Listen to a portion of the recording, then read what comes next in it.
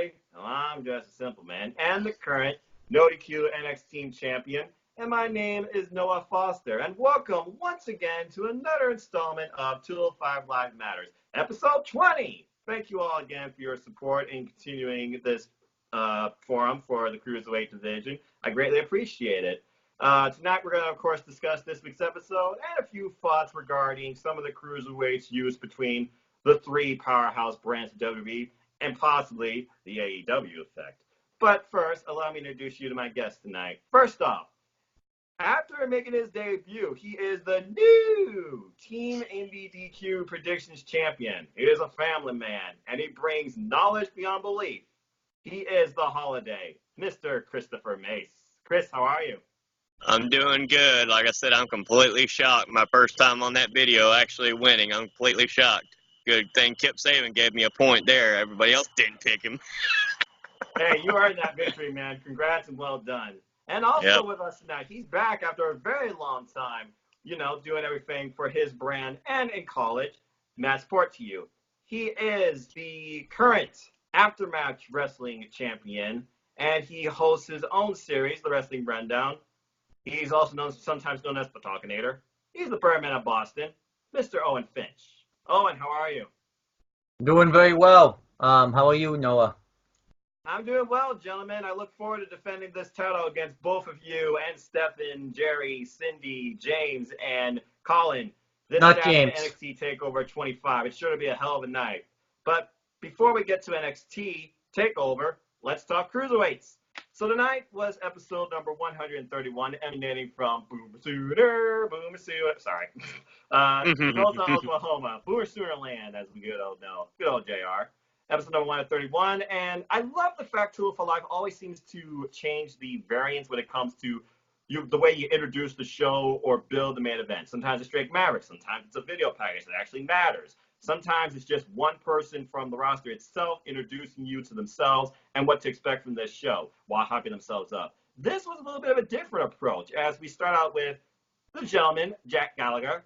He basically is on his smartphone with a pop socket, I guess those are still a thing, reviewing the match they had, the Fatal 4-Way match from their expedition over in Joliota, England, where Humberto Carrillo got the best of Jack and pinned him for the win. So who comes into the picture? Humberto Carrillo, wondering what he's doing, and then Jack's like, yes, Humberto. So basically, we're talking about also how much fun they had in that tag team match last week, beating the crap out of the Singh brothers, buddy. But Jack says he has a bit of uneasiness to him because while Humberto got the best of him in that multi-person match, and they seem to have great chemistry together, we truly don't know who's the best out of the two. And he wants to know one-on-one. So he challenges Humberto Carrillo to what you shall say, a friendly contest.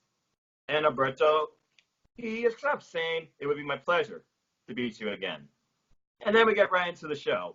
So, Owen, what were your thoughts on basically this, I guess you could say, cold opening to the next main event? I like this cold opening. I thought it was fresh and it felt different. Because it was a different feel to the show. They typically already have a match announced like ahead of time on 205 Live, like the previous week. But this time they just announced it on the show. But it's not like this is just a random match. This is a matchup they've been building for, really a few months, really. All the way back when they were under the regime of Drew Gulak, which we'll get into shortly. But before I get more into our opening bout, Chris, what were your thoughts on this opening? I say it was completely different. It wasn't something that you would normally see from an opening for 205 Live. So I like how they just set up and they're just having a talk conversation, pretty much just a random friendly conversation saying, look, I want to know who's the better out of the two of us. Yeah, you did beat me. But like I said, that was a fatal 4-way. That wasn't a one-on-one match, and he wanted to know who was the best out of the two. So I thought it was a great way to open up the show, set up your main event. Yeah. So with that, let's get into our opening match, which was quite surprising to me, but it kind of makes sense. It's the Brian Kendrick versus Mike Kanellis. So apparently the Brian Kendrick, what's funny here, this match was kind of developed from social media, but wasn't really made official on social media. Drake Maverick, I guess he just brought out of the blue. So I kind of like how this match came too. So basically, Brian Kendrick, he congrats his friend Akira Tozawa on his victory, says he's well-deserved, should be in line for a championship opportunity. He's a worthy adversary to be champion. But, of course, we have Mike Kanellis saying, blah, blah, blah. You're just, come on. We all know that you don't believe that crap. And you're just literally solving for yourself because you didn't win that. So now we have a bit of a blood rivalry between these two, which I knew was going to escalate eventually. And we had a nice opening match, I like to think, with these two. And commentary was pretty funny here as well. We, of course, have our standard commentary team of Nigel McGuinness, Aiden English, and Vic Joseph. Very good chemistry Nigel and Aiden always demonstrate. The Jezebel comment still throws me off. Nigel gets hot from that. Chris, what were your thoughts on this opening match? Good way to start the show. Like I said, you're continuing with the storyline. You're going with fact, okay, Mike Kanellis was feuding with Tozawa. Brian Kendrick is in his corner, so now it's time for Kendrick to have a match with Mike Kanellis. Like I said, I think Mike Kanellis and Maria are one of the hotter acts in 205 Live. I said Brian Kendrick, it was great to see him in a match. It was good. I thought it was a good opening match.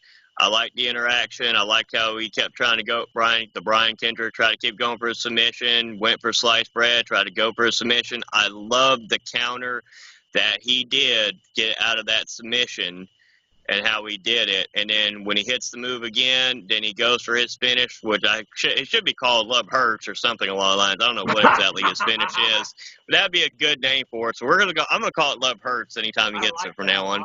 I like it. But like I said, it was a great opening match. Good way to start the show. All right. So before I give my little bit of a play-by-play breakdown, Owen, what were your thoughts on this match? And is there any takeaways you take from it or anything commentary said?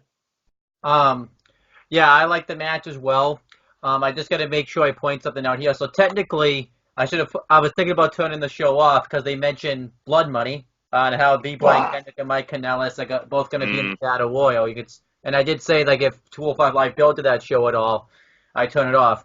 However, there's a loophole here. This match didn't really build to that Battle Royal at all. It just kind of focused on their feud in 205 Live. It was just Thank God. Yeah, I know. Thank God.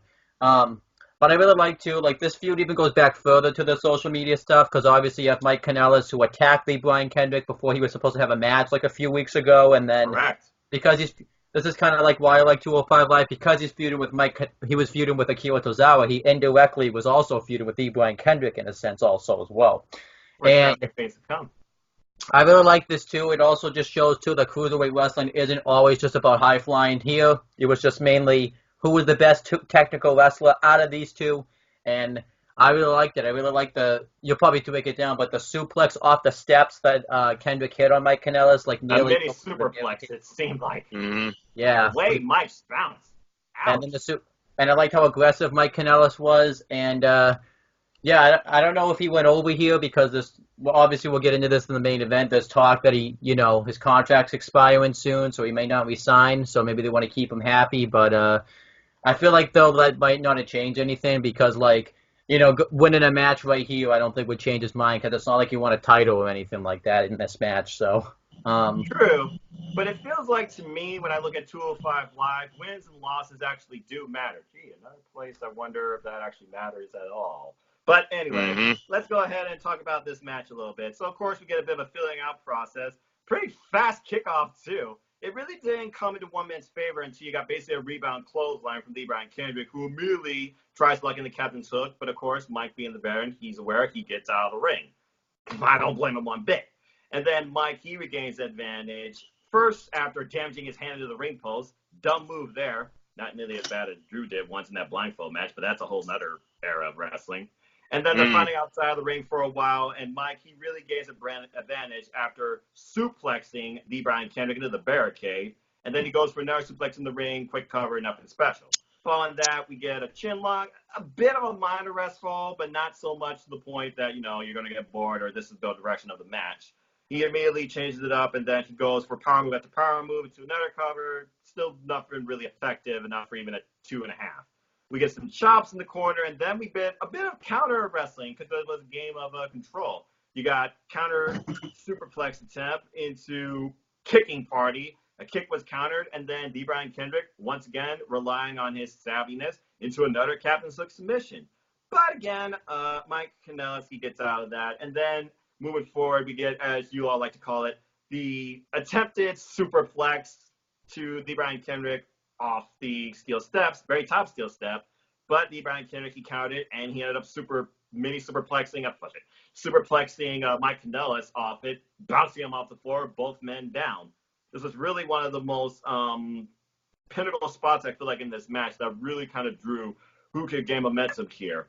And then following that, we get, like you said, sliced bread number 2, attempt number 1, countered into Mike Kanellis trying to do a power move. Nope, countered into another Captain's Hook. I think it was like the third time around.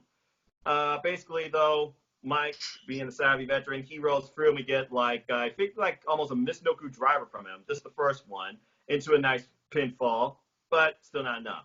Following this, both men, they are just going at each other. You can tell the hatred, according to the storyline, each man had for one another, but also who wanted to try and win it more. I also appreciate the fact Mike Kanellis didn't show a lot of frustration here. Maybe it's because Miro was at ringside. I don't know.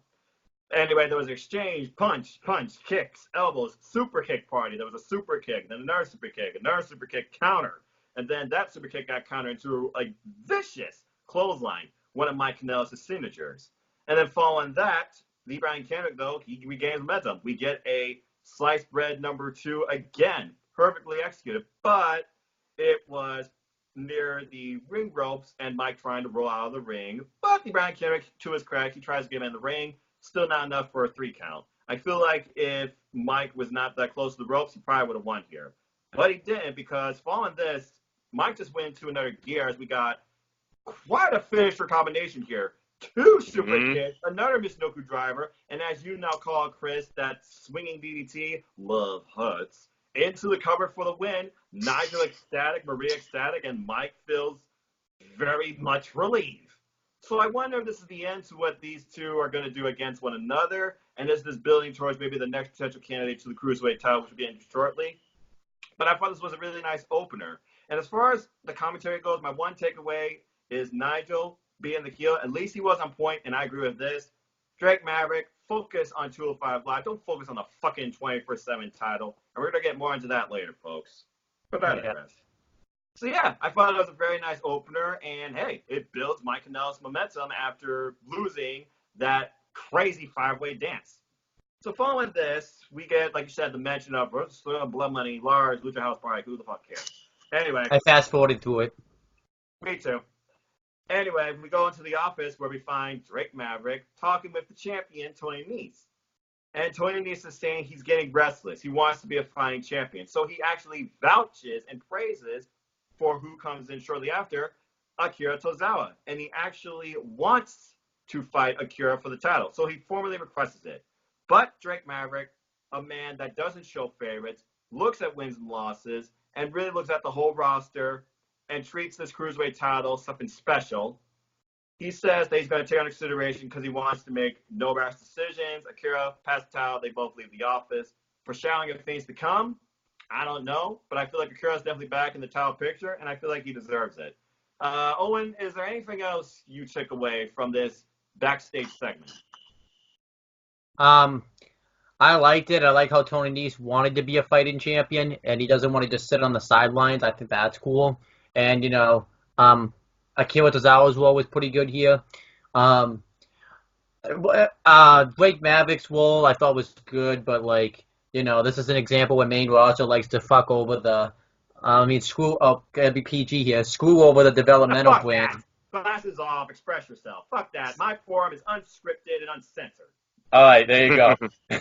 But yeah, this is the main roster trying to fuck over, the developmental brands, because now they're putting in the stupid 24/7 title, and it fucks over 205 Live storylines. Keep that title on the main roster. It doesn't belong in NXT, it doesn't belong in NXT UK, and it doesn't belong in 205 Live. Drake Maverick, why all of a sudden now does he care about this title? He has a brand to run, get to work. But other than that, it's fine. Chris, any further thoughts? I like the fact that Tony Nese is a fighting champion. He wants the best of the best. He believes Tozawa should be the one that challenges him next. He wants that match. My thing is, Drake Maverick, like I said in his promo, you can just tell he's like, I have to take this under consideration. Okay, well, we've seen him on the main brand. He's more focused on trying to put wanted signs for R-Truth and win that 24/7 title. That's all he's focused on. He needs to run his brand. You are the general manager of 205 Live. You need to run the show. You need to worry about that That needs to be your priority. Don't worry about that 24/7 title, especially when 205 Live's going on. Don't worry about that title right now. You can worry about that on the main shows and do whatever you're doing there. Worry about running your show. That should have been a match that should have been easily booked and already set up instead of him, I'll have to take it under consideration. Because in his back of his mind, he's like, got to win that 24/7 title. Got to have that title. Got to win it. It seemed like he was just distracted. Very interesting perspective. So following that, speaking of title contenders, we talk about the former title contender here as we're in a doctor's office or trainer's room, it seems, with Ariya Daivari, who apparently received 6 stitches in his ear. Ouch. Thankfully, Lorcan, as he blames Oney Lorcan for that. But he also believes that he has not put the Cruiserweight title in his rearview mirror. He still believes that he's still worthy of being champ, but he has unfinished business with Oney, and he says, now I'm going to give Oney his stitches. And then following that, we're going to talk about these two things together because they were pretty quick. Following that, we get filler match. This hasn't happened for a while, but I like when these do happen because you know that means somebody is either being demonstrated on the 205 Live roster or returning after hiatus. And here comes Noam Dar. He's back on 205 Live, facing a jobber named Mike Karma. What the fuck kind of name is that? Anyway. Well, he got Karma all right. Yeah, whatever. Anyway, Noam Dar back on 205 Live. The commentary referred to him about his showcase and his recent match with Mark Andrews in NXT UK and how he really just enjoys, it seems, exploiting his opponents for the win. Of course, Nigel behind this ain't like, meh. And really, that's all this was. It was really a showcase of his character, but also his finisher. Because what did he do?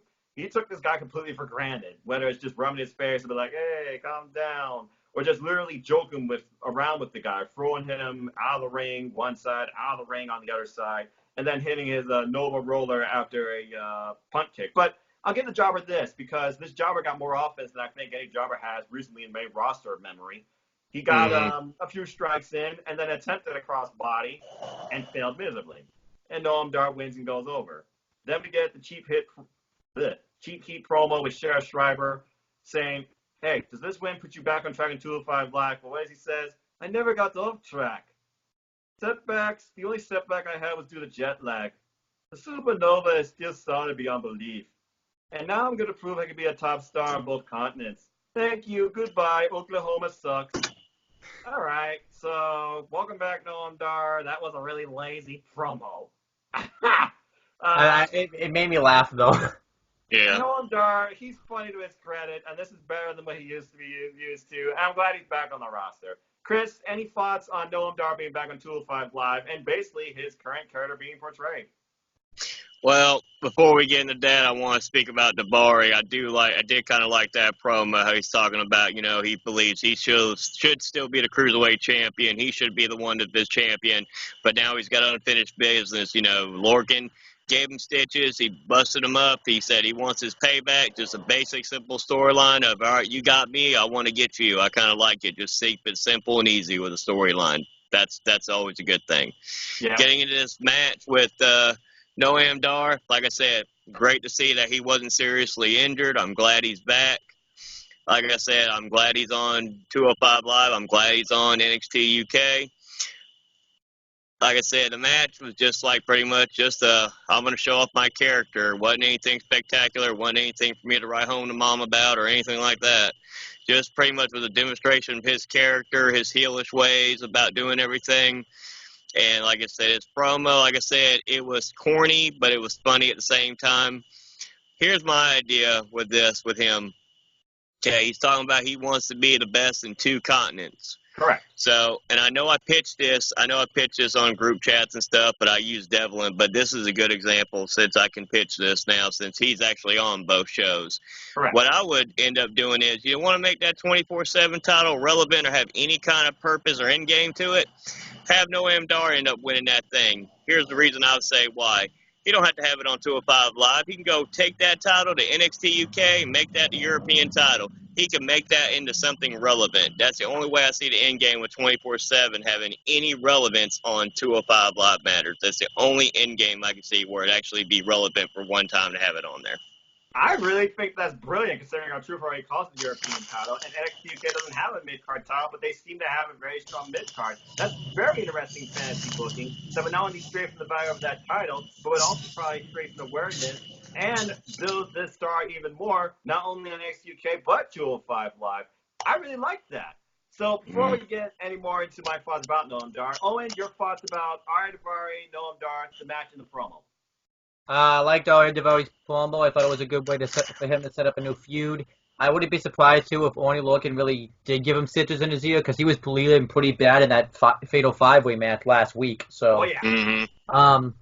And, I like that that's being used to set up a new feud, because they have a history, too, because Ari Daivari beat him to become number one contender for the Cruiserweight title, so they have that. The squash match was fine. I've seen better squash matches, but it was fine. I don't know if it was really on the enhancement talent that didn't really seem like he knew how to do the squash match, or if it was just, that this was just not that good of a... But, it was fine, whatever. I like Noam Dar's new role. I like that he's a heel, too, on both brands, because it would have been confusing that if he was a face here. Because I remember he came back... This wasn't his return necessary to 205 Live, because he came back like 3 weeks ago to fight Ari Daivari before he actually came to NXT UK, and he was a face. So I thought it was going to be confusing, like he was going to be a face on 205 Live and a heel on NXT UK. Because I remember they tried that with Oney Lorcan. They tried to make him a heel on 205 and a face in NXT, and it didn't work, really. Nope. He got front of the side, pretty much. Yeah. But I like this, and I think that's a great idea that Chris has with that 24/7 title. The only problem is once he goes on Raw or SmackDown, that idea would just get thrown away because he would be at the mercy of main roster booking. Oh, Lord, help us all. Well, that's the only reason But see, that's the only reason I even said it, though, too, because then you do away with the 24/7 title. They would have to recreate the title because the purpose of doing it that way would be nobody's going to go from Raw and SmackDown to NXT UK to challenge for it. So that's how you would be able to, in storyline, create a mid-card title with the European title. And then they can do whatever they want. If they want to recreate a 24/7 title or just do it away with it or whatnot, because it's not creating any buzz, really. That would be the end game to that. That would be the best idea. You can kill two birds with one stone, get rid of that 24/7 title, and create a mid-card title for the UK. Yeah, well, comedy is subjective no matter how you look at it. But as far as Noam Dar, the way I see it is this. You're right. They didn't do like a multiverse theory with another wrestler I enjoy that we'll talk about from another promotion another day. Basically, they redefined what he is now because the last time he really was showcased on 205 Live, besides the Ari Daivari match, was his feud against Noam Dar, where he got obliterated and Noam Dar went over. So the way I see it, yeah, perfect. He's a heel character now. It goes great with Tony Nese, who's like the ultimate face now of 205 Live, and their champ. Mm-hmm. So this probably does put Noam Dar back in the title picture because you've got a potential heel now that can go after Tony Nese, and there's history back there too. I really feel like the Cruiserweight title picture is very strong right now and still not fully defined, and I feel like we're still going to figure out a way to figure out the number one contender for the title, which will hopefully be defended next time on main roster at Stomping Grounds. But We'll see. Anyway, Moving on from there, we go outside the office of Drake Maverick, and basically they're asking, so have you come up with a decision yet? He says, got a lot on my mind right now, a lot to consider, but basically I got a lot on my mind right now, and I will get back to you at my thoughts. Who's down the hall? Freaking R-Truth, because the same building, SmackDown Live. He goes out of 24/7 title. All right, let me say this. Fuck this. I understand your idea about the European title, but this 24/7 title is bullshit. It's a joke. It's just trying to get somebody 2 seconds of TV time. The Cruiserweight shouldn't be going after this. I can understand you bringing in jobbers. Hell, I haven't even seen Ascension go after this thing. So really, who are you trying to put over here? No damn body. As Christopher Willis said, this title is a fucking joke, shouldn't exist, and shouldn't definitely be chased after by the 205 Live talent. Thank God it's not being chased after NXT talent or freaking NXT UK talent. This is bullshit. The only reason I would believe that Drake Maverick would want to go after R-Truth for anything is put him on the Cruiserweight division. But you can't do that. He's 220 pounds. 205 Live is about 205 and under. So Drake, focus on your damn job. But I digress. I think, too, anyway. me and Chris kind of already talked about this earlier, too, so. Yeah, I think, yep. We all are in agreement about that one. Yep. Bottom line, 205 Live, 24/7 should never be used in the same sentence. No. Anyway. Unless the Cruiserweight title is being defended 24/7, but, Okay, Oh, first off, Lord. one, that would be amazing. Two, Vince would fuck that up. Yeah. Yep. All right. So following this, we go right into our main event day. Jack Gallagher versus Humberto Carrillo. And oof, what a match this was. It was a showcase of everything. I mean, Jack Gallagher as the technical guy. Humberto Carrillo as the aerial offense. But every form of style you think from a cruiserweight wrestler was demonstrated by both men in a battle really of one-upsmanship and just seeing, who can go over in a one-on-one match. But before I get your thoughts on that, let's go back to my favorite, and once again, for a better 205 Live, Drew Gulak, who sends out another weird cryptic message on Instagram. He says the following: "The anvil of justice is planted firm, and fate who makes the sword does the forging in advance. Hashtag 205 Live." And then the picture this time is just a barren tree in front of it. Looks like a really foggy, gray type brown forest in the foreground. I honestly don't know what to think of this, but this is the most compelling story to me right now coming out of 205 Live in weeks. I don't know if this is repackaging, if he's literally proctoring for someone else to become his student and to bring back 205 Live, or is he trying to tell us something bigger or Drake something bigger for 205 Live? I don't know what to think of this. Are all these connected? What's going on here? Oh, and you haven't been on here for a while, but you've seen the messages I have. Yeah. And I got to get your thoughts at this point. What is your thoughts on Drew Gulak's latest post? Do you think it's connected to his previous ones? And what do you see coming from this? I really don't know. I think he's gonna come back and he's gonna be more even more aggressive than he was, and he's gonna really spread his message about staying on the ground and no flips and no fists. I don't know though what he does. I think he's gonna get involved in this Gallagher, Humberto Carrillo storyline, because if you notice, the only time they show these is before Humberto Carrillo and Jack Gallagher have a match. So I think they're going to be involved with that. Maybe he'll come back. That's true. You're right. And maybe he'll come back. Maybe he'll come back and obliterate both of them. I actually thought he was going to come back at the end of this match and beat up both of them.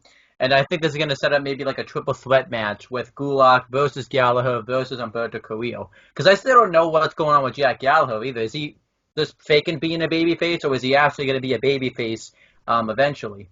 I feel like he's more trying to find his place right now, because when you think about it, he doesn't know what he stands for. Is he the original guy, remember, being a bit fun, goofy, but technically sound? Or is he this hard, gritty wrestler now that Drew Gulak tried to turn him into? Or is he trying to be both? Yeah. But before I talk more on that, Chris, your thoughts on Drew Gulak? Well, first off, before we talk about that, we forgot about the Lorcan promo that happened before this. Oh, you're right. I'm sorry. Which we did forget about that, where he was cutting his promo, talking about Daivari and pretty much saying, it's all right, I could give you more stitches again, pretty much a simple, basic storyline setting up that match. We did forget about that. Yeah, I forgot. Apologies. 20% of tile fucked me up. Forgive me. Yeah. Anyway, only Lorcan. Before we talk back, before I get fussed and Drew, I'm sorry. Yeah, only Lorcan, firm believer, take responsibility for his actions. He lost, came up short last week. He accepts that. But Iron blames him for those stitches. You know what? My apologies if you believe that. But all I'm going to do, because you look unbalanced, I'm just going to give you stitches on the other side. This is obviously setting up a match between the two. I also like how this time it wasn't the same generic background. It was like a blacked out room. So yes, thank God they changed it. Yeah, it doesn't make it seem so generic, okay? Because what I like about 205 Live, when it comes to the wrestlers and their promos, they do it in atmospheres that stand out every once in a while. He did the locker room thing for 3 weeks in a row. Enough already. So I wonder if this means he's going to go darker, grittier, or if he is in a dark place too. There's so much foreshadowing on 205 Live. It's amazing. Anyway, sorry about that. I'll get Owen's thoughts on that promo too. But continue your thoughts on Drew Gulak since you talked about the Oni thing. All right, and then for Drew Gulak, I'm finding this dynamic to be very interesting, and I just had another interesting theory, though, too. So we're doing this matchup with Humberto and the gentleman. Okay, yes. We'll talk about the results of it in a minute. But what if Gulak's trying to send him a message that he's coming back with somebody? Maybe somebody he's feuding you with right now on NXT? Maybe he's trying to commit. Maybe he's trying to have a match, set this up to bring this gentleman in. Maybe set it up. So he's like, okay, you want to be his teacher student? I got a new student. Maybe he's sending him that message that he's coming back, but he's going to bring a new student with him. Very interesting. Before we get into this match, Owen, any thoughts on the Oni promo? I liked it. Good way to continue the build. I really like how his character and everything, and yeah, it was good. All right, suppose that. So yeah, let's go ahead and talk about this match. I mean, jeez, they pulled out everything. First off, they start mutual respect. No handshake though, but it was like, okay, who can get the better of the Persian? You had switch around. Then Carrillo, he basically gains a little bit of offense in with bend back armbar into a cover. No, I'm sorry, that's Gallagher that did that. Very unique technical submission hold into a pinfall combination. I thought that was very interesting. And then Humberto Carrillo, he basically goes in with a little bit of his own countermeasures into a side headlock, but Jack Gallagher, he does that crazy twist around handstand and gets his way out of that. But then things start to pick up when both men show a little bit of an aerial offense, and then Jack Gallagher, he gains momentum with two beautiful deep arm drags into an arm bar. But then we get a bit of mind games / anything you could do, I could do better, with Jack Gallagher doing that famous top rope headstand, and then his legs out, hey, and then just do a little bit of area. I didn't know you could ride unicycle upside down. Anyway, what does Humberto Carrillo do? Oh, okay, I can do the same thing. Not the pedaling, but he basically does, I don't know, inverted jumping jacks, if you can call it that. And then we get some more arm drags, and then they changed their styles up a little bit. It went from both men being technical to Jack Gallagher being physical, as he literally just gained control with a beautiful countermeasure to the basement drop kick, where he slides over Humberto Carrillo and then throws him into the barricade. Jack maintains control of most of this match with wrist locks and just at one point just toying with his opponent. So many quick one counts when Carrillo tried to do the same thing earlier. I don't even think you could call those pinfalls. But basically, to make a long story short, we had more aerial offense, and then things picked up a little bit towards the way where we had a beautiful far back body drop, cross body combination, and then over the top rope. Humberto Carrillo showing off his aerial offense, what he's known for since being trained by Garza Jr. Then we get a roll through miss kick and then another roundhouse kick. He almost does like a Nakamura type combination there. And then a beautiful standing moonsault into a nice cover. Springboard roundhouse kick, another cover, still nothing special. Then we get a belly back suplex. Carrillo rolls out of that. And then Jack Gallagher, he literally just goes crazy, okay? He freaking goes for the move it forward a little bit, folks. Gentleman's drop kick, throws his body through the ropes, then goes for a top rope aerial offense. Humberto Carrillo, though, he counters it by bringing his legs up after Jack Gallagher countered that earlier.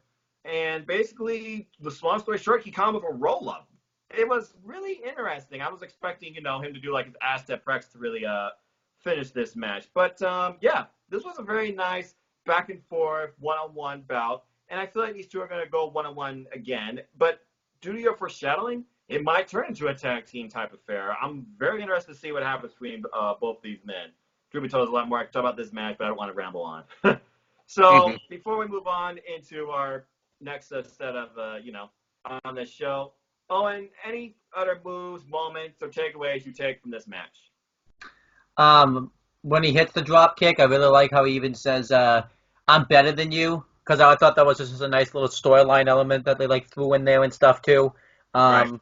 Kind of showing he believes he's better than him, and yeah, I really like to Gallagher, originally was fine with taking a count out, but then eventually he just wanted to legitimately beat Humberto Carrillo. The count out wasn't good enough. He wanted to prove he really was better than Humberto Carrillo.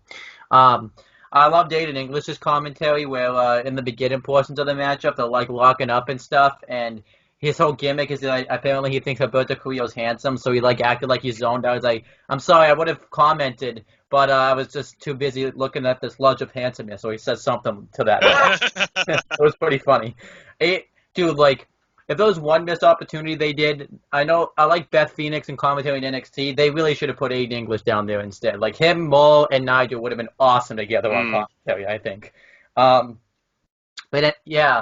But yeah, I thought the right person went over too. If they really want to, Humberto Carrillo, ever since he's come to 205 Live, has been booked very well. I think he's only had one loss really, and that was his debut match. But even in his debut match, he, this still looked strong even in defeat. Plus, he was facing Buddy Murphy, who was champion at the time. He couldn't win that match anyways. But I still, overall, Humberto Carrillo has been booked very well. I really wish they would, if they're gonna, they would really start the cruiserweight tag team title tournament. Just get that going and call up Wall Mendoza along with them, put them together as a tag team. I really wish they do that. But yeah, I really enjoyed the match, and I don't know what's gonna happen here though. If they're gonna have Gallagher eventually just snap, and they're gonna go the Eddie Guerrero, Rey Mysterio right, minus the Dominic part of the storyline, and have Gallagher be so obsessed with finally beating Humberto Carrillo, or if they're gonna bring back Drew Gulak first, do the tag match or the triple threat. I still think Gallagher's still gonna turn on him at some point, whether it's minus the Gulak part of it or with it. It's just if Gulak comes back and they do that, it will just be delayed a bit. So, there you go. All right. Chris, any moments or takeaways you have about this match? All right. This is an example of a match that you building new stars is an example of how you build a new star. Pretty much, this match was a clinic. I will say one thing about the gentleman. He has the most believable suicide dive out of any wrestler I've ever seen, and anybody challenge me on that. Because when he does a suicide dive, that man looks like he's hurting somebody with it. Not these suicide dives that people doing here's my arms, please catch me. He did it where he tilted to the side, had his elbow out. He looked like he was trying to hurt the man. He was trying to give him damage, trying to win that match. So I challenge anybody to give me a better suicide dive where it actually looks like somebody's not trying to go, here, I'm diving, catch me, I'm Superman. Don't do that. What about Akira Tozawa when he does his suicide dive? That's his head. That's a little different. But yeah, that's it. Yeah. But I get what Chris is saying, absolutely. And it goes back to that gritty style Jack Gallagher shit the froze. And you're right, that was definitely one of the key moments for me in this match. The other key moment I thought was the running, I think, gentleman's drop kick he was going for, and what did Rio do? He literally just hip tosses him into the freaking barricade. What I like about the... Go ahead. No, you're fine. Go ahead. Okay, but what I liked about it, I liked the ending of the match. The right person won. Okay, I understand the respect thing. I've been a big critic about respect. It was doing too much respect, whatnot. Now, if it's eventually building for the gentleman to turn heel and trying to get more vicious and get that win over him, because now he's lost twice to this man in the Fatal 4-Way and now tonight. Are they going to build to that? Or are they going to keep foreshadowing Drew Gulak, which is my idea, and they're going to have to team together when Gulak does return? Hopefully, with my theory, his opponent he's facing with NXT right now, and that would set up a very interesting dynamic. Could we see the gentleman turn on Humberto at that time and reunite Drew Gulak? Or what can we see? You got too many different stories you can go with right now, so this is what I find interesting. You don't know how this story is going to play out yet, nor do you know where it's going to go, because you do have, like Owen pointed out earlier, anytime you see a Drew Gulak post, it's when the gentleman or Humberto is coming out. You don't see it any other time. They only discuss it when they're coming out or they've had a promo. So I find it very interesting. They are foreshadowing something, but what, we don't know yet. And I think the beauty about it, too, is this isn't like, no matter where they go to, it's not going to piss anybody off. It's going to make sense. Yep. It is, and it's a long-term story, like you said. There's not a bunch of overlapping, pointless stories or fillers to this. There's one main story, who's going after the title, and then you have this side story being built within now around one of the veterans, Drew Gulak. And I feel like you guys are really on point there, because you're right. It only comes up when it involves a match coming up between Jack Gallagher and Humberto Carrillo, two men that Drew Gulak knows very well. It's got to be building for sort of triple threat climax or tag team feud. I don't know what else it could be, because I still believe Drew Gulak should be a candidate for Cruiserweight Championship. Now, truth be told, he's working down in NXT with, you're right, the time splitter Kushida, and I'm sure he's not going to be done with him until they have a legitimate one-on-one match based on their game. What are both of them known for? Submissions. Mm-hmm. So it has to result with something like that, and then both men are going to look at each other, acknowledge one another for shouting, I'm sure, about meeting again, but not so much in a one-on-one feud. Maybe more on a mutual grounds respect. Hell, maybe the next Dusty Rhodes Tag Team Classic. I don't know. But there's got to be some sort of foreshadowing going on where I see Drew Gulak coming back different coming back towards the title, but also coming back for vengeance. I feel like he's literally redefining himself. He might even break the whole proverb about safe and sound, feet on the ground. Mm-hmm. Because we've all seen in every big climax story matches he's had, he has breaking that moral code towards the end because he sometimes feels he has to use that to win. So there's and then a he always lot of loses. interjecting, theories, thoughts, and ideas around Drew Gulak. We have no idea what's going on with the guy, but we're most interested to see what. And yeah, I mean, the final note of the show, this roster now, full of competition, it's stacked. Who's going to challenge Tony Nese now? Because now you can make a case for Humberto Carrillo, Noam Dar, Mike Kanellis, and maybe, like you're saying, Drew Gulak. So there's really no idea who can challenge, Tony Nese one-on-one clearly, according to the way they're ruling 205 Live. But if I were to pick, I would say Kiddo's up. And I thought this was a really interesting episode with a bit of foreshadowing to come, though we have no idea what's going to happen next week. So let's see. Last week I gave it a 4 out of 5. We had a little bit of a Jawar match, but Noam Dar returned. We have a friendly bout between Jack Gallagher and Humberto Carrillo. And we had a nice opener between the Brian Kendrick and Mike Kanellis. Basically referring back to, when he attacked it before. There was foreshadowing for the future. There was brought back of the past. But it wasn't like you really saw anything repeated. I don't know. This was an odd episode for me, but it also seemed a bit building. And then we had the one thing I fucking hated. You know what? I'm going to think about mine first. Chris, if you were to grade this week's episode 205 Live out of 5, what would you give it? If it was just the main event, I would easily put it at 4 3/4. Easily, if it was just the main event. You had a good opening match. You had a decent middle there where you're showing pretty much Noam Dar's character or what he's going to be like as a heel. I said Drake Maverick was the one aggravating part of this whole show. I said he needs to be focused on his job as the general manager at 205 Live. Do not worry about that damn 24/7 title right this time. Don't worry about it when you're doing your job on 205 Live. Worry about doing your job on 205 Live. So all together and to top that, you don't know who the number one contender is for Tony Nese. I wanted to beat Tozawa. He's beat Mike Kanellis. He's got a big win over him. He's won that Fatal 5-Way. I believe he should be the number one contender. However, they're setting it up different directions with Kanellis winning. Even with Humberto winning, Humberto's been on a hot streak. He's been built up very strong. Do you go with the young upstart to challenge next for Tony Nese, or do you save it and continue to build him for later down the road when Tony Nese is the champion still, or whoever's the champion, to face him later down the road after you built him up some more?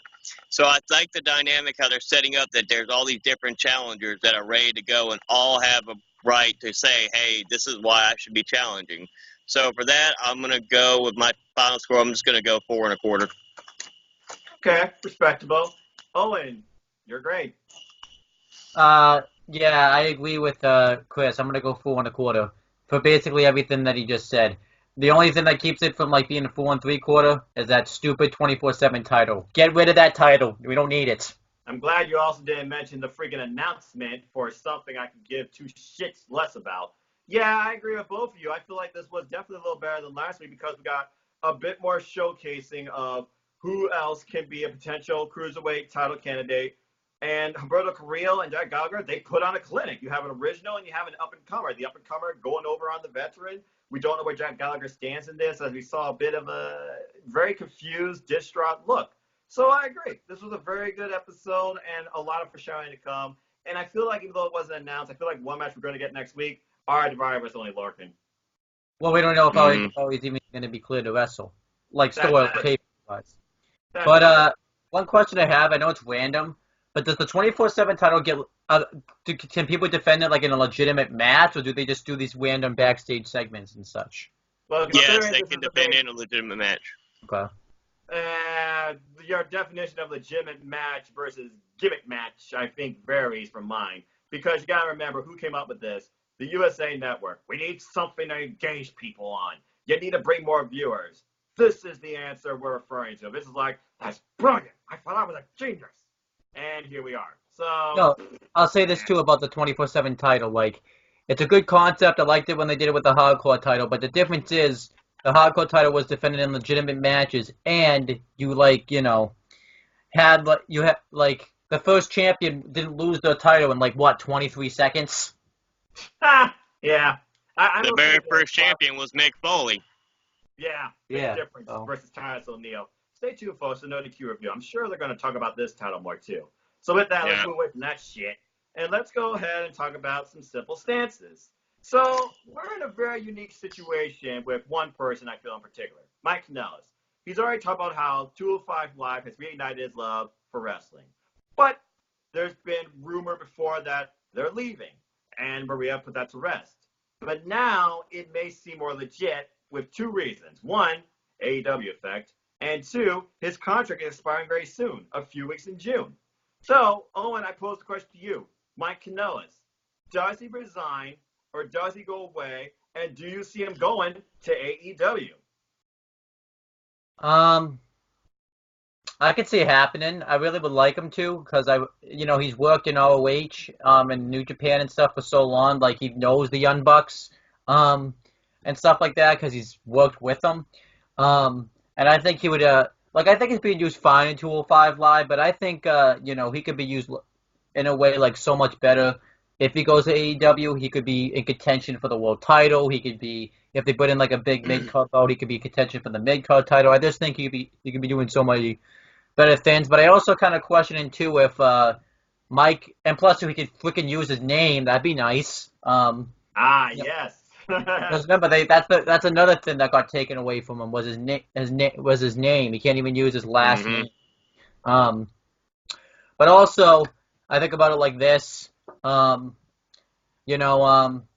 time they did this, they worked us because what happened? Maria Kanellis and Mike Kanellis both weren't seen for weeks and weeks. They weren't even at any house shows or anything. And Maria Kanellis, she showed up in the Women's Royal Rumble. And I believe Mike Kanellis was on the episode of 205 Live right afterwards too.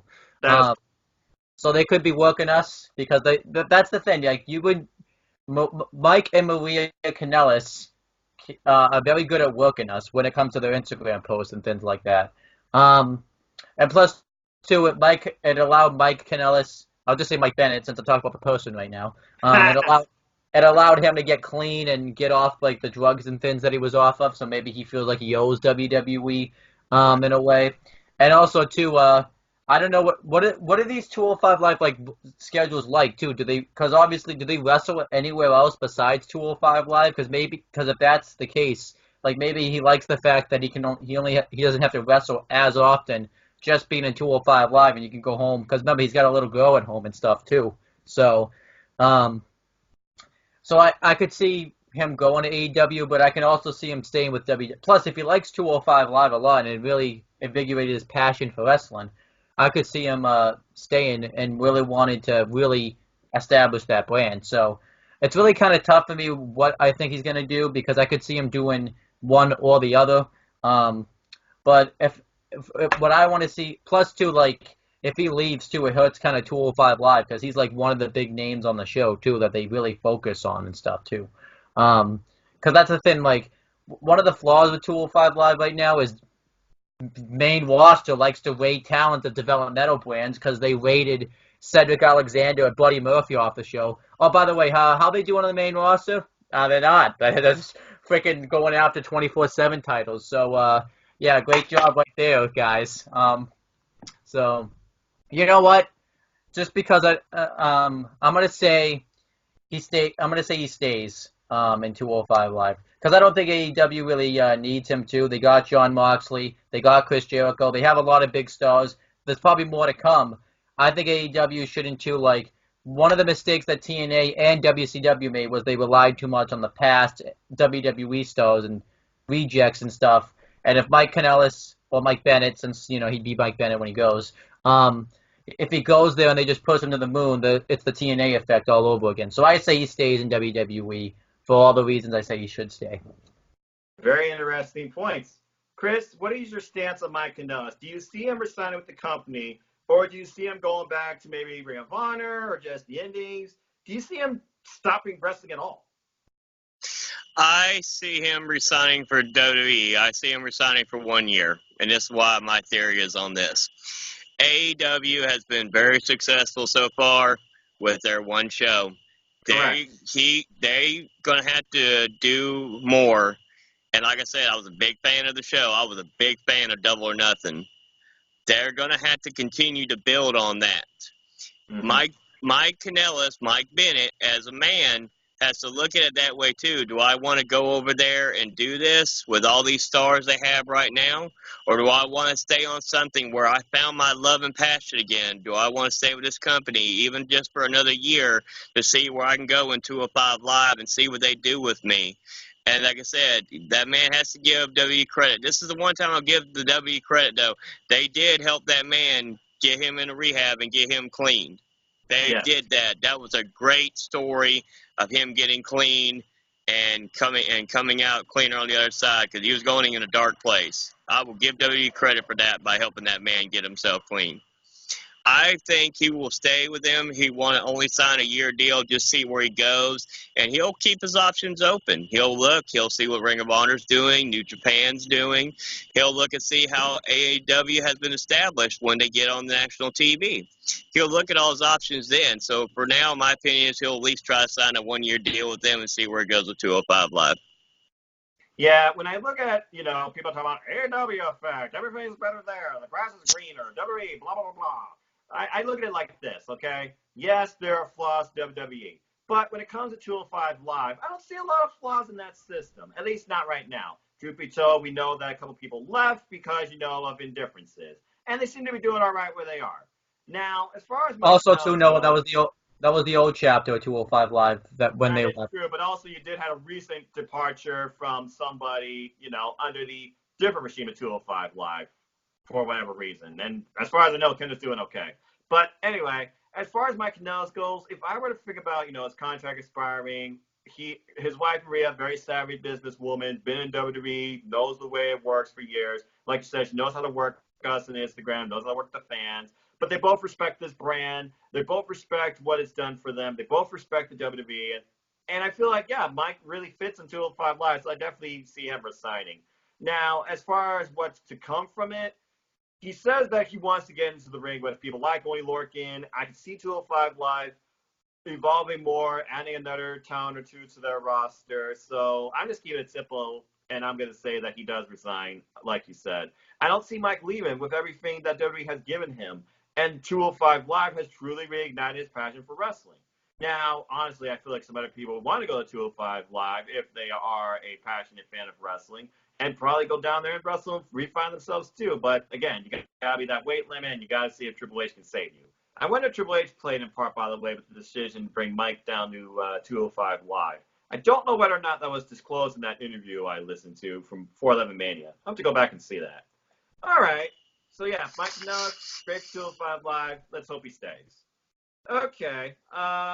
Chris, what would you like to talk about tonight in Simple Stances? All right, let's go with the big thing. Let's go with this big subject here I was thinking about. Let's go. Okay, we're building up Lucha House Party versus Lars Sullivan. Okay, we already know.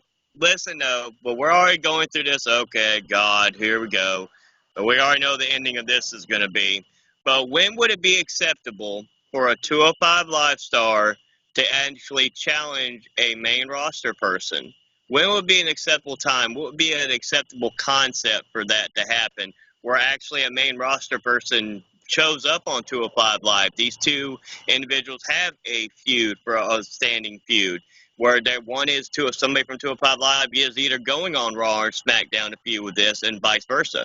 When would it be an acceptable, and who would you do it with? If I were to pick one situation right now between a 205 Live star and a WWE main roster superstar, not necessarily competing on 205 Live because of the whole weight thing, I would say this. Seth Rollins, Universal Champion.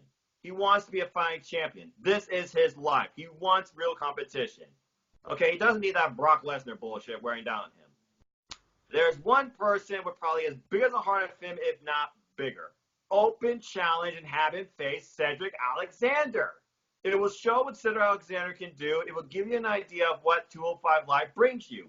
Not only does this bring for Shannon what else you could expect from people from 205 Live, it would help you build a new star because WWE is lacking star power. You can't rely on the Roman call to give you ratings. It doesn't work. So keeping it simple, I would say right out of the gate, Cedric Alexander versus Seth Rollins. Owen, your thoughts. I would like to see Kalisto versus Rey Mysterio because a lot of people see like a lot of similarities between Kalisto and Rey Mysterio. I think that would be pretty interesting. Have them just have a match just based off respect towards each other. I would like that one. Or another one I could see would be wild card was because the wild card rule that's not in effect, right? Because I haven't been watching the past couple of weeks. Yes. AJ Styles versus Buddy Murphy. I think that would be a hell of a matchup as well. But if you want to see like a 205 Live superstar that could go down there, I would like to see Chad Gable because he fits the weight limit, even if it's just a one-off. And he's very technically sound. And I would like to see him face Drew Gulak to see who the best technical wrestler is because they could put on a clinic for 20 minutes if they're given the chance. Well, 205 Live gives you at least that with 2 matches a night. We were fortunate enough to get through within a 47-minute limit.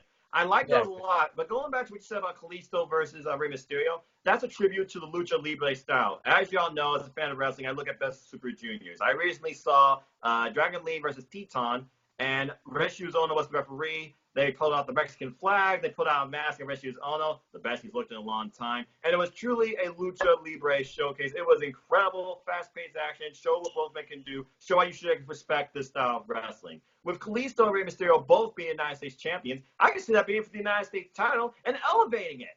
I like that a lot. Now, as far as what you did there, the Juggernaut versus the Phenomenal One, that would be a very interesting dynamic there because both those men are agile high flyers and all-around good athletes. Buddy Murphy's still looking for a fight, still looking for a potential match that could really put him on the map. AJ Styles seems to be wild card rule enough because he's that type of a star, and I feel like that could be a great opener to freaking SmackDown Live, if not closer, because it also could be foreshadowing of 205 Live because, again, you have 205 Live talent on your main roster. Showcase them for what they can do. The closest we got was Cedric Alexander versus Cesaro, and he hasn't been seen since. No, he has. Main event, baby. Mm-hmm. Are you fucking kidding me? Yeah, he was like. That just shows you where Cedric Alexander's wrestled on main event. Yes, he has. Fuck my God. Are you fucking kidding me? Main event? No. Who watches that shit? There's a reason superstars no longer fucking exist. Bullshit. God. All right. Moving on for the sake of my family. All right. Great topic. Okay, one more thing I want to think about here. 205 Live. Development and outlook. You use the word developmental. I don't see 205 Live as developmental. I see it standing out as its own brand, just like NXT and NXT UK. But you look at the outlook of 205 Live. It is a tribute and showcase to a different style of wrestling most people may not respect or be aware of, cruiserweight wrestling. Not really brought back to its apex since WCW. Chris, you briefly talked about this in chat. Mistakes that this can avoid and things it can do to grow. So with that, I'm going to keep it simple and ask you first, Chris, since you proposed this, 205 Live. I don't see it as developmental, but what can you propose to see it grow? Well, this is actually since I didn't get to answer the last question, so I'm gonna go with that. I'm gonna answer the last, but I'm gonna answer the last question because this will. When the fucking main roster gets mentioned on my show here, the bullshit they're doing with the cruiserweight division, you got fucking blood money. God. Okay. But it actually is a good segue because it would actually kill two birds with one stone. But to answer my question, first, I was thinking long and hard, and I asked a couple other people. Yeah. But I was asking a couple other people's opinions about this when I brought this subject up. And I will mention good brother Chris. Like I said, I wanted to give him a shout out here on this idea he brought up, but then I'm going to bring up my idea real quick. He brought up somebody like Cesaro versus Humberto because Cesaro could pull off any kind of match with anybody. Look at what the work he did with Sami Zayn, for example. Absolutely. I want to give him a shout out on that. Because on that one, because that was a good idea. That was a really damn good idea. I would have never thought of that. But the idea I had was we want to talk about establishing 205 Live as a brand, as something that could be considered worthy of main roster stuff. Here's a good idea. Here's how I would do this. You know what? We talk about the 205 Live and the weight limit. The closest person I could think of to the weight limit would be somebody like a Finn Balor, for example. He's closest to me to the weight limit where it could be acceptable. So what I would propose is, okay, we're talking about having an interpromotional feud with somebody from 205 Live and somebody from the main roster. Let's book Tony Nese as the Cruiserweight Champion versus Finn Balor. You put it up there. Wow. Finn Balor comes up as the IC champion. He goes, I've beaten everybody. Or he's on SmackDown right now. I got to remember he's on SmackDown now. So that would actually work perfect. They're on the same. They do everything on the same time. He goes open challenge. Here comes Tony Nese. I'm the Cruiserweight champion. I'm challenging for your Intercontinental Championship. You build up a great feud. You build up a great storyline. But since it's main roster, you have to do something different. You have to either come up with some kind of screwy finish, or you come up to them where somehow you get a draw out of it, or you get a double pin. You have no winner. You have no winner in the match. You have a double pin. It's a draw. Right. So then now Tony Nese. So then you have Tony Nese comes on 205 Live. We can play up the storyline with Drake Maverick. He's worried about 24/7. Blah blah blah. That's all he's worried about. So Tony Nese comes out on his own. I'm not sitting on the sideline. I want to put this title on line right now. Anybody, open challenge who comes out. Now you have Finn Balor come out. Well, hi, you answered my open challenge. Now I'm going to answer your open challenge and go after your Cruiserweight title. And you could have a showcase there. Now, it doesn't have to end where he loses or anything. You could do the same thing. You could have a draw. But then now here's the kicker. Okay, so now you've established that both men are contenders. They both have their titles. Now how you do it is once you've had these matches where you haven't had conclusive winner on either one, you go to a match. You go to the rubber match. You put both titles on a line. You put it where there must be a winner. We're going to have the best of the best from 205 Live. We're going to have the best of the best SmackDown, Intercontinental title versus Cruiserweight title, and you go from there. And you have a showcase of the best, champion versus champion, title versus title. That is extremely brilliant. I love that. Yeah, I love it. That elevates the IC title because the IC title ain't doing shit right now, and it's not going to be doing anything, at least for the next week. That is brilliant. I love that. Considering how much Tony Nese and Finn Balor are dynamic athletes, one claiming the premier, one saying they're an extraordinary man that can do extraordinary things, it fits perfectly with both their characters and their in-ring ethics. That would be a clinic. No demon needed. I love that. You protect them first by showcasing them like a screwy finish, like you said, a double count out, and then you build up, oh, he didn't beat me, but we have his business. He didn't beat me. You don't want to focus on this. I'm going to make this my own thing. And you build a story towards that. Maybe Finn becomes more heelish. Maybe Tony Nese becomes more of a face. Or maybe you change the dynamic and we really rewrite how 205 Live looks at its top guy. And then you showcase both these men on the main roster pay-per-view, title for title, close to like the semi-main event. I love that. That's like stomping grounds in its name. You're literally defining new talent. You're defining who's the best, who can hold up with the best. Who should we consider the best? Stomping Ground should be a freaking battleground, no pun intended, and I don't want to call it that either, of who is the better champ or the better athlete. That's brilliant. Owen, your thoughts on that on his suggestion and your proposed answer to that topic? I think that's a great idea. I love it. And I think it could, like, if you have like one guy holding both belts, whether it's Tony Nese or Finn Balor. I mean, they did Becky 2 belts for at least a month. But at least this makes more sense because it's based on athleticism, not just pop. That didn't get a nice follow-up. But continue. But my idea would be two. I have two. First would be to bring in Cruiserweight tag team titles. I think that would be awesome, and it would really show like there's depth and talent in the division. You could have like, because, like, I think that's one of the flaws in the way of 205 Live. There's only one title for them to go after. If they had more titles to go after, it would really, open up the doors for the division. And having who doesn't want to? I really want to see Cruiserweight tag titles. I think they would be awesome. Well, right now you only got 2 tag teams, technically 3. When I think of tag team divisions, you need at least 4 to establish it. And Raw and SmackDown don't even have 4 separately established.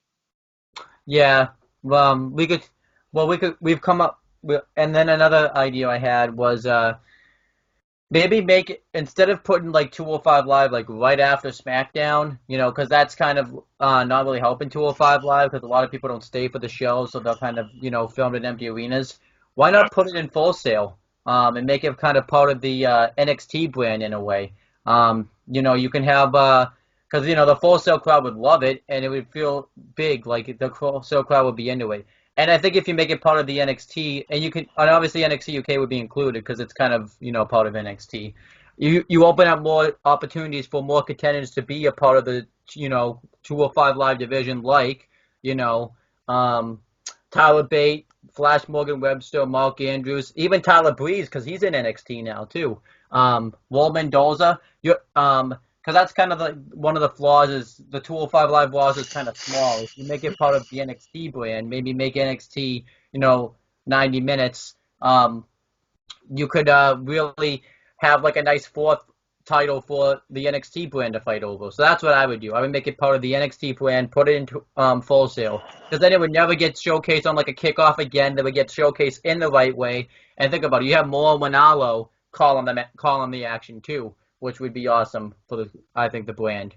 Well, the way I see it, the AEW effect hopefully will make these guys do change and evolve. And I feel like if you do incorporate NXT and 205 Live together, that's a positive start. Because right now, when you look at wrestling, I see a lot of people saying AEW or NXT are the only two things that can really compete against each other. I don't think that's necessarily true. And I feel like if you add 205 Live to the mix, you got something going there. But I still feel like, in my opinion, to close out this topic, the one thing they need to do, put a Cruiserweight title match on an NXT TakeOver.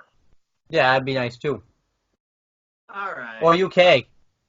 But also something Owen brought up too with that Cruiserweight tag titles too. Yes, they only have 2 teams right now, but this is a perfect opportunity where you can do a callback and bring some other teams in. You could bring a Juventud Guerrera, and you could bring Super Crazy, or you can bring a Psychosis, reform the Mexicals to enter in that Cruiserweight tag team tournament.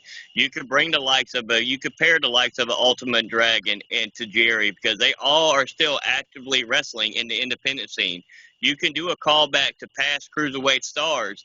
You could find guys like Kid Romeo and Elix Skipper, who were the original WCW Cruiserweight Tag Team Champions. You could do a callback to them saying, hey, we were the first ones. That company closed down. Now we want those tag titles. Well, we know those are going to matter to us. We're coming back here. We're only coming back for those belts. Well, you could do a storyline with that. Yeah, considering NXT Arrival did something like that with their tag team picture, bringing Too Cool back, I could definitely, you're right. I could definitely see him actually bring it back, even if it's just a showcase. I could definitely see him doing that. That's actually not a bad idea either.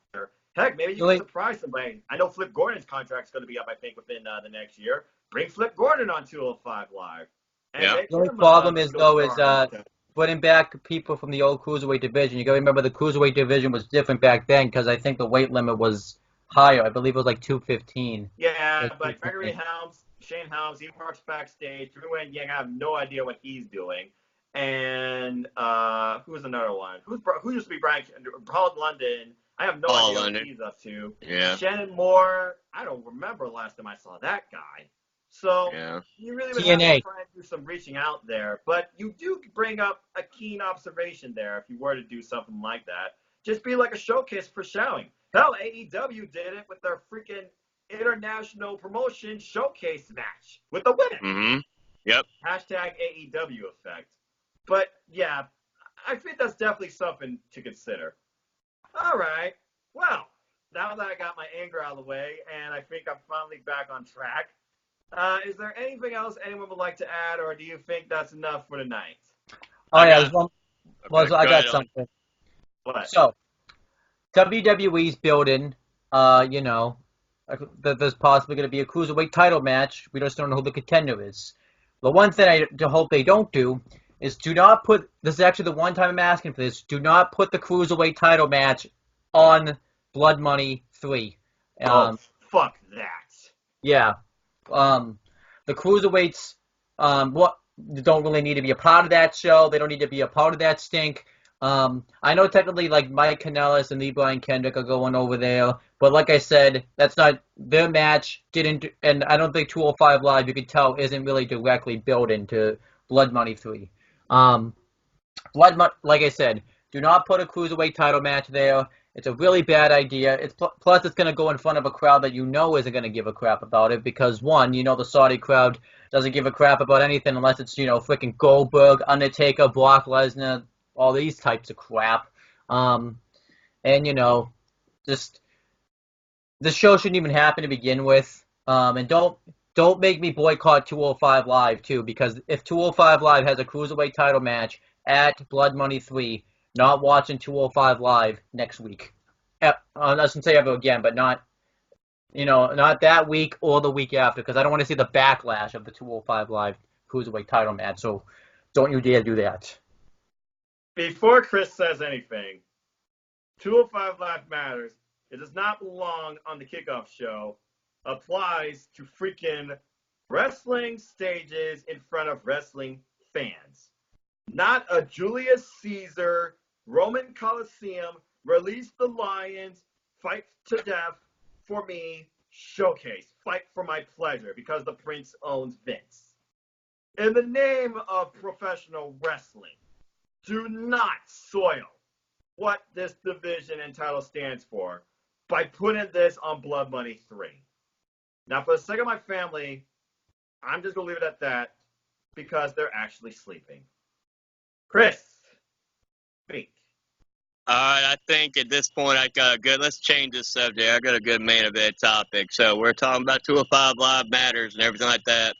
I want to know, when do you think it possible we're going to see in 205 at all 205 Live / cruiserweight / light heavyweight pay-per-view? And if we ever do get one where we showcase past and present to build up this brand, what one match that's still physically possible would you want to see on that card from anybody from the past to the present?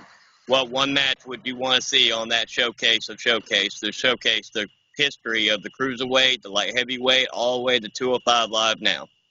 If I were to pick one match to see, he's a legend, he's planning to retire. He has been in the game forever. And I don't know what his plan is, but his plan is maybe for his son to continue his legacy. I would love to see, as the showcase match, Rey Mysterio versus Jushin Thunder Liger. Because Jushin Thunder Liger has worked in the WWE before, even if it was a one-off. It was the opening match at NXT TakeOver Brooklyn against Rich Bitty, Tyler Breeze. It was a really nice showcase. These two are trailblazers in the wrestling industry. Trailblazers in cruiserweight wrestling. One's fixing to retire soon. I don't know how much longer Rey Mysterio can go for. It's already been proposed, and rumored that the storyline with him, since it seems like he's injury prone, is for him to pass off his legacy, his style, even his mask potentially, to his son Dominic. So why not send Rey Mysterio out in the sunset and Jushin Thunder Liger, one of his last showcase matches before Wrestle Kingdom next year? Why not do it? Why not give people a reason to believe in cruiserweight wrestling going forward than Jushin Thunder Liger versus Rey Mysterio? Now, as far as when to do it, that's the thing. When it comes to the cruiserweights, you need a really pinnacle time, I would think, to showcase this. It would have to be like a milestone or an anniversary. Now, truth be told, 205 Live, they're running in now in episode 131. Maybe you do something special like that for episode 150, and instead of being a normal episode, you do like a showcase thing like NXT UK does with 25 of their things, and do like a takeover special, but call Elevation, where you elevate cruiserweight wrestling, and you not only elevate, the style and awareness and bring wrestling fans who used to like this back, but you elevate this division and this brand. So that's my proposal. Episode number 150, create a special called Elevation in your showcase match, Rey Mysterio versus Jushin Thunder Liger. Owen? A match I would like to see is the rematch. Cedric Alexander versus Kota Ibushi. Because in the Cruiserweight Classics, this is the match that got Cedric signed in WWE. He might not even have been in WWE, back then. But this is what made Cedric Alexander popular. And you can really use that. You can have Kota Ibushi come back. You can have Cedric Alexander say, I want another crack at you. Even though I got signed, I don't feel like I really became the victor I want another chance. And I really would want to see that match. Now, when you do this, how many episodes of 205 Live have there been? This was episode number 131 this week. Yep. I think I would imagine by the fall they're gonna get to 200.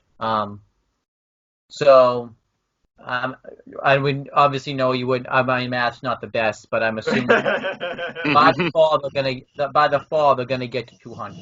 No, they got a way to go. You got 69. Oh, damn it! I can already hear the comments now. No, it's at 69. Get your head out of your. Never mind. Anyway, there's 69 episodes till we get to 200, so we got at least 12 matches plus. 12 months plus. Damn. Whatever episode 200 is going to be, if it's this fall or the winter, at least be at some point in that. That's when I would do it. I would make the 200th episode like a 2-hour special instead, and make it like a live special. Do it at Full Sail too, because that's where the cruiserweight wrestling started. And have it in front of a big venue. Well, obviously Full Sail, and you do a 2-hour special. You bring in Mauro Ranallo, Nigel McGuinness, and if he says yes, Daniel Bryan, because Mauro Ranallo and Daniel Bryan, if you don't remember, commentated the Cruiserweight Classics. He should be there for the 200th episode, and you could stack the card, but that's the one match I would like to see is Cedric Alexander versus Kota Ibushi, because I think that defined the Cruiserweight Classic, redefined the rebirth for Cruiserweight Wrestling, and you bring it back, episode 200, in the place it all started, Full Sail University. That's pretty epic. Yes. Right.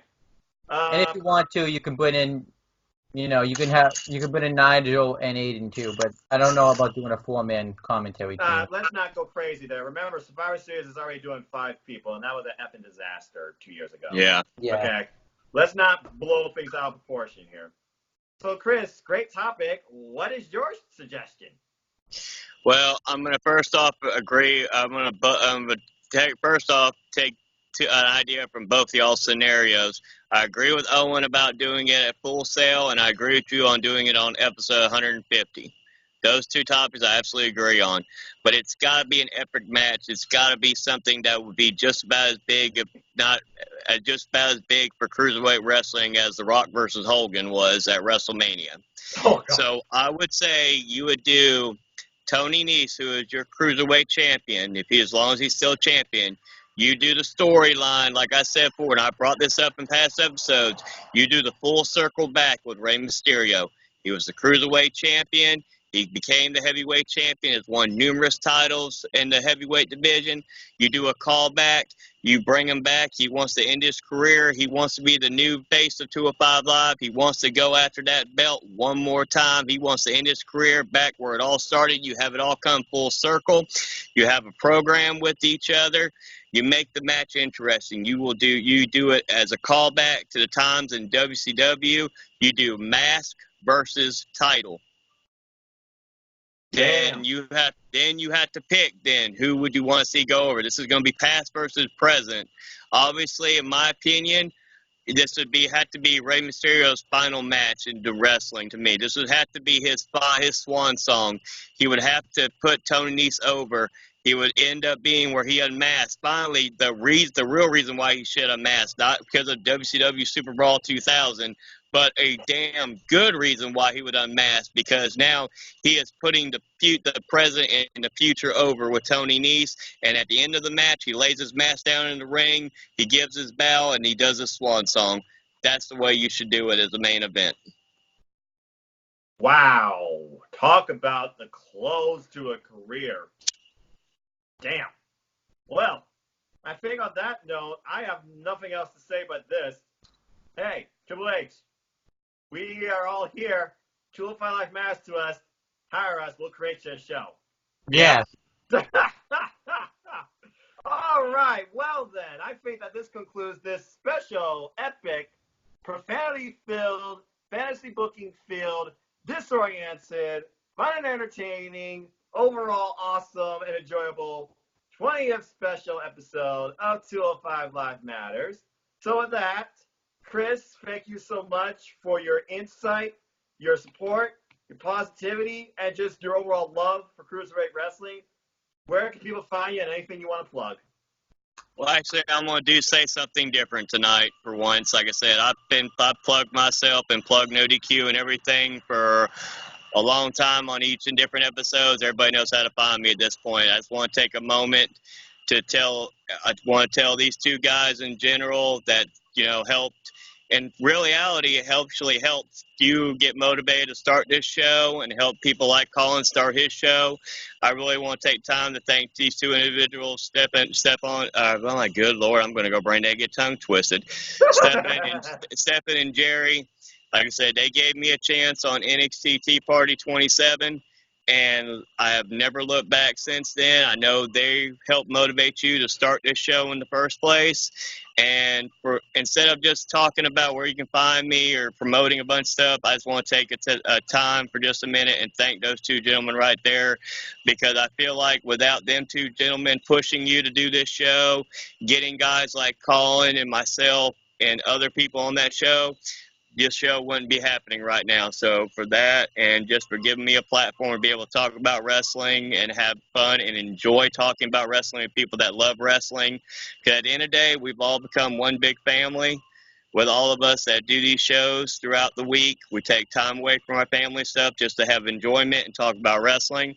And so I just want to thank them two gentlemen right there, because I feel like without them pushing us and having us on their shows, this show wouldn't even exist right now, and neither would the Chopping Block or other shows. So I just want to tell them and take a minute, just tell them thank you for everything they've done for all of us. Thank you, Jerry and Stefan. Aftermath Wrestling Matters, and so does What's NXT and NXT UK Tea Party. You're two incredible gentlemen. Well said. Well said. All right. Owen, I don't know how you're going to top that, but first off, glad to see you back. I hope everything's going well. Anything you want to plug, and where can people find you?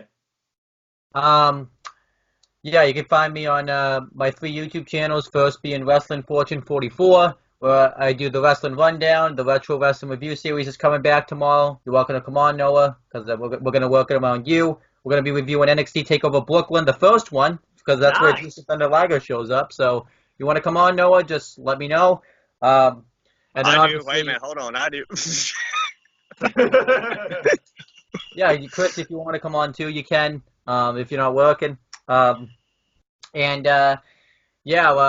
Also, me and my friend James Archangel are going to start the Wrestling Fantasy Booking Series, where we're going to either rebook or just flat out book storylines. The first thing we're going to book, crowning the first ever women's tag team champions, because how WWE did it sucked. We're going to do it better. At least we hope so, anyways. Find me on the Talkinator, or I'll post all my non-wrestling stuff, and CM Brothers as well. And also, you can follow me on Instagram, because if you want to get the Fantasy Booking Series early, we'll be going live on Instagram while we're recording the video. So make sure you guys tune into that. All right, very nice. Oh, I should give you my Instagram. What? I forgot to give my Instagram account name. It's Finch. It's Finch Owen. Simple enough. Simple as that. All right. Well, with that, let me also say this. Stefan, Jerry, appreciate you. Owen, Chris, thank you all so much for your continued support for 205 Live, 205 Match, and just listening to this Simple Man rant even when he goes off track. Aaron Riff, thank you for allowing me to utilize your platform. You're an awesome fellow, a great wrestling fan as well. You appreciate diversity, individual faking, and you truly do believe everyone's opinions matters. God bless you, sir. And with that, ladies and gentlemen, thank you again so much for continuing to support me and my friends and fellow followers in this venture to support, promote, and always bring belief that 205 Live matters, because to me it always will. This will continue in longevity. This was episode 20. It was absolutely incredible. So let me close with this.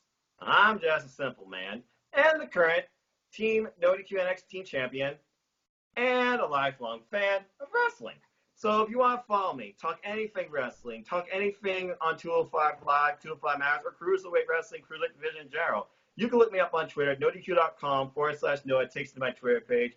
Or look up and follow my simple YouTube channel here at youtube.com/users/Noah Foster 210. I'm currently doing my own little thing called the Summer of Wrestling, where I'll be promoting and reviewing and looking at basically other promotions and pay-per-views outside of WWE, giving my brief predictions and retrospects as well. Currently looking at Best of the Super Juniors, and I'm looking forward to Ring of Honor's Day of the Art and other shows coming up as well, along with so much more. Also, in general, just keep following NoDQ.com. They're really the reason why we're all here to begin with. Follow them here on all your social media platforms. Follow here on YouTube, Aaron Riff, NoDQ.com. Follow the website. Follow the Instagram account. Follow the Twitter account. Go buy a shirt, NoDQ.com/shirts. I think there's a sale still going on right now. There's over 30 different designs. No, I don't have a shirt yet. I'm not worried about that, okay? If they do a shirt for me, I'm sure they'll tell me, okay? It's not that big of a deal. Anyway. He'll take the glasses off. That'll be a shirt. The glasses are coming off and the glasses are on the ground. That's what I think of a shirt. That'd be a good shirt. Are you trying to give them weird design ideas? NoDQ. And then on the back it'll say "simple as that." You know what? Why not? That defines me, right? Anyway, like I said, keep following NoDQ.com. Go listen to some music. Find out what we like. Go follow the players on Spotify. Hashtag Team NoDQ. Over 5,000 songs. I still can't believe that's a thing. And as always, as I like to close, support your wrestling house big and small, and support your local independent wrestling, because that's where a lot of these guys started. And let's keep growing this wrestling community together. Simple as that. With that, thank you all again so much for joining us on episode 20 of this special extended edition of 205 Live Matters. Take care. Enjoy time. Enjoy your family. Enjoy wrestling. If you want to be part of this fun, leave a comment, like, share, retweet, subscribe, tell a friend, and let me know what you would like us to discuss. And until next week, I hope every one of you, wrestling, non-wrestling, trolls, virtue, and everyone else combined, have a good night. Have a good night, everybody. Have a good night. See y'all next week for 205 Live Matters. Oh, wait. And I'll also be live streaming during NXT TakeOver 25. Bye, everybody. Bye. All right. That is a wrap, gentlemen. Woo-wee.